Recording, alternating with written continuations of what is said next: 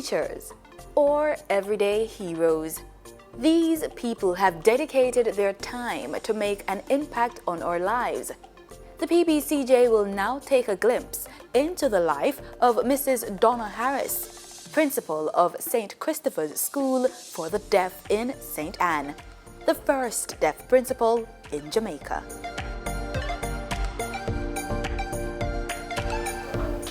Mrs. Harris is someone who always listens. When something happens, she is willing to explain. She never resists us. She's always attentive to us. She reprimands us when we do something wrong, and she teaches us about the Bible, how to honor God, and how to correct our behavior, and she warns us, and she encourages us not to quit. She teaches us also in terms of subject areas, math, language, so that we can understand and improve our academic work, and how to become a skilled professional in the future. The deaf community worldwide has made significant contribution to various sectors, from famous composer Ludwig van Beethoven, actress Linda Bove of Sesame Street fame, and in more recent time, Kassar Jacobson, Miss Canada 2013. In Jamaica, we paid tribute to teacher, counselor, and friend, Mrs. Donna Harris, principal of St. Christopher's School for the Deaf, who also made history by being the first deaf principal in Jamaica. I'm from Clarkstown, Trelawney. My family, we grew up in Clarkstown, Trelawney. Most of my family from St. Anne. I went to Clarkstown Primary School, Cedric Titus Secondary School, now Cedric Titus High School. I also went to Brownstown Community College, Michael University College, and University of West Indies. I was a slow student because I was absent from school quite a bit due to poor health. Quiet, timid, shy, but persistent in learning. I like being around people. I like talking with people. I like counseling and helping people whenever I can. But in terms of talent, I cannot identify one. I was 27 when I was diagnosed with hearing loss. Well, I can speak, and I do a little bit of speech reading, but I don't depend on it. I don't, because sometimes I think I hear what I hear, but I don't hear it right. So I communicate mainly through sign language with the persons that I work with. In my opinion, deafness does not mean, deafness is not a disability in the way people view disability. And when I say that, I mean the negative connotation that is attached to deafness. I don't support it because I have experienced myself deafness in a very positive light. Persons who are able to go about doing what they can independently, living their lives, go exceeding in life. I don't see deafness so much as a disability, but I've met other persons who are deaf, who have not been very exposed, who have not made much of education, that are, I would consider them disabled, yes, because their situation does not offer them much for them to make much of life. Very dependent, very poor, very leaning kind of thing.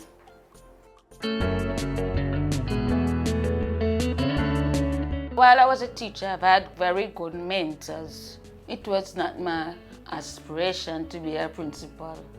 I didn't go into education wanting to be a principal.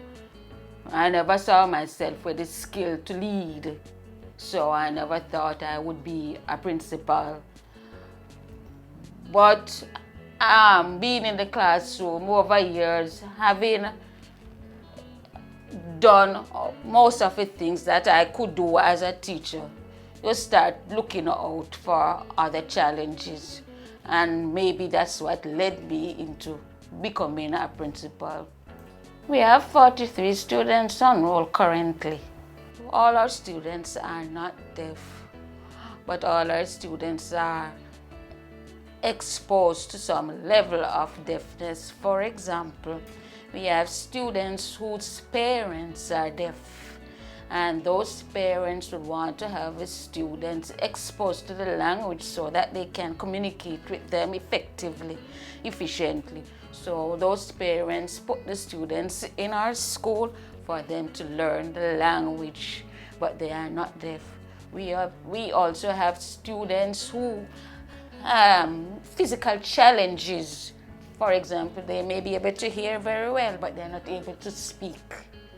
So they will need a language, and the language that they will have access to is sign language. So they have students like that here too.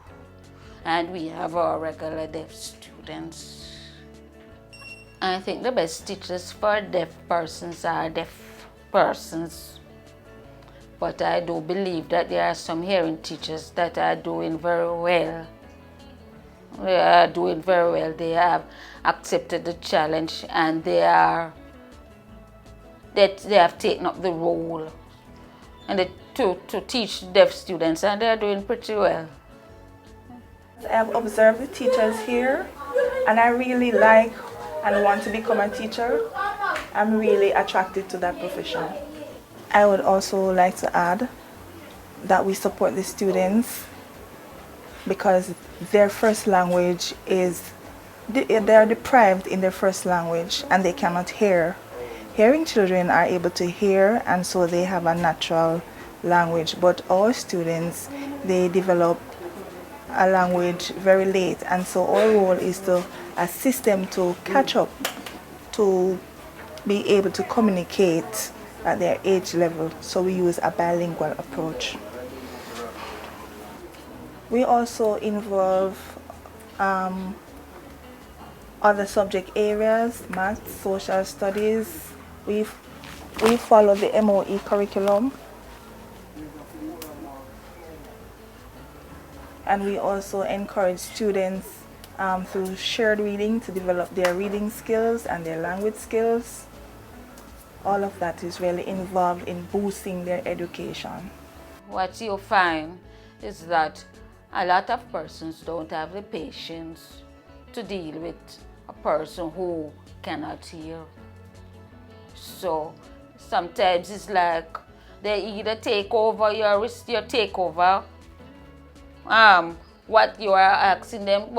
asking them about. They say, okay, let me do it for you.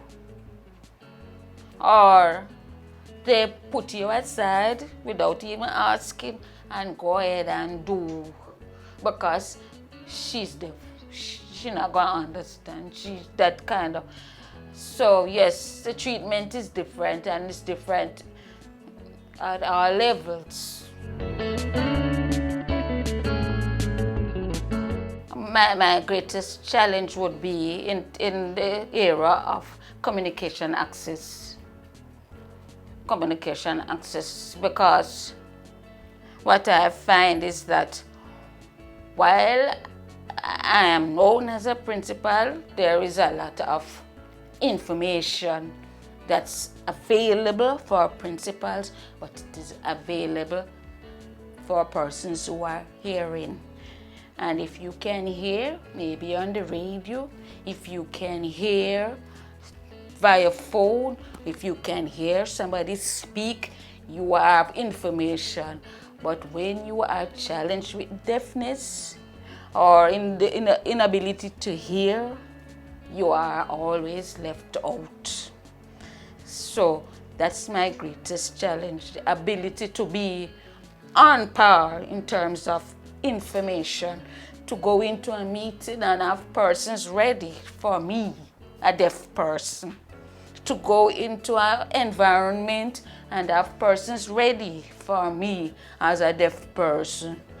That's a challenge. And being a principal, I am not just working with academic persons, going to principal meeting, going to school management meeting, going to different, but I have to work in the community. You have to work with parents, you have to work with persons who, and you keep going to these places, but you find you're blocked. You're blocked because it's not that I'm stupid, but I can't hear what you're saying. So that puts me in a little square. Mrs. Harris is very cooperative, very supportive, very, very enthused about our staff and the motivation of our students here at St. Christopher School for the Deaf. She is very influential and she does not see herself higher than anybody else. She goes to whatever level she has to meet the needs of her peers. So I'll say she does a good job with it, at getting along with her peers. She is a very straightforward person. She's very honest and confidential. As vice principal, I work very closely with her, and so she has helped me to hone in on my skills as a professional. She has encouraged me in terms of my leadership because she delegates tasks to me, and so it helps me to develop my confidence. The most important lesson is really about Jesus, and also she quizzes us in terms of maths, how to figure out things. She explains things. Sometimes at home we have situations that we don't understand, she assists us. Mrs. Harris is a good principal because she teaches us about God on Sundays. She teaches us how to be good as well.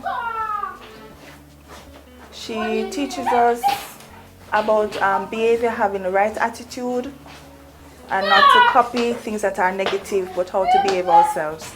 Well, Mrs. Harris has influenced me in such a great way in that she has taken the word limit out of my life, whereas she has proven to me that it doesn't matter your circumstances, it doesn't matter the situation, there is no limit to achieving whatever you want to achieve. And it has been a pleasure working with her, being deaf. She has also influenced the children because showing that, hey, I'm deaf and I'm a principal, whatever you want to do in life, you can do it. The only limit is that you can't hear. For Teacher's Day, I would buy her a really nice car, and also I would give her some money. I'd give her a house as well, and clothes, anything that she desires. I want to say Happy Teacher's Day, and I really would want to buy her a gift on that day, and also to say I love you. Happy Teacher's Day.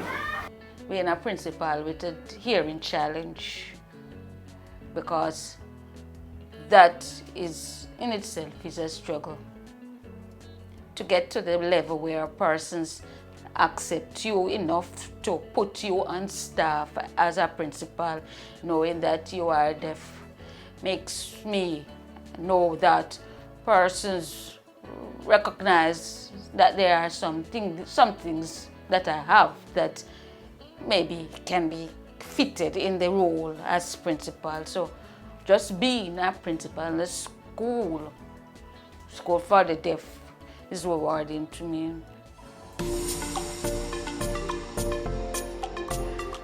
I would love to have this school to become a school that is known in Jamaica as a school that offers very good education for students who are deaf, foundation education for students who are deaf. That's what I want to have the children ready to move on to the next level of their education. And I mean ready, I am not only speaking academically, I'm speaking about students' emotion readiness, students psychologically ready, because if you have weaknesses in the link of readiness, maybe they are academically smart, but they are not exposed, they have issues, psychological issues, they have emotional issues. I would love to have our students have a balance.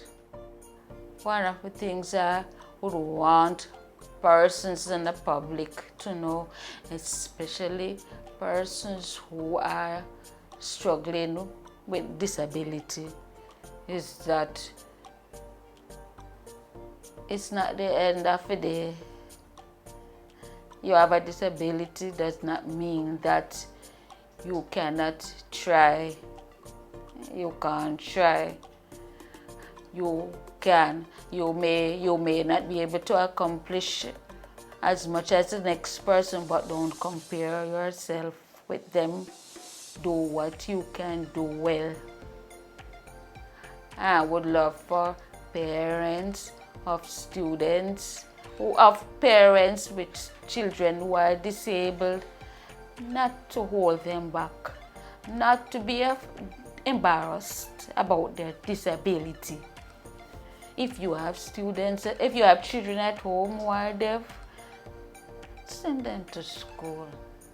Don't limit them. Don't expect their hearing brothers and sisters to be the one to be successful and the disabled one not to be successful. Success is measured on different levels. Send them to school. Expose them. Take them out with you. Don't be embarrassed by them. Don't be embarrassed by them, because I have seen on many examples parents who had a disabled child that neglected the child. At the end of the day, that's the child that turned around and helped the family. Because everybody who became successful was busy. And the child that was not educated was the one who was home to assist, to do the domestic things. So my encouragement to parents, public people, don't look down on persons with disability. There are places for each student, for each child. There is a place for each child.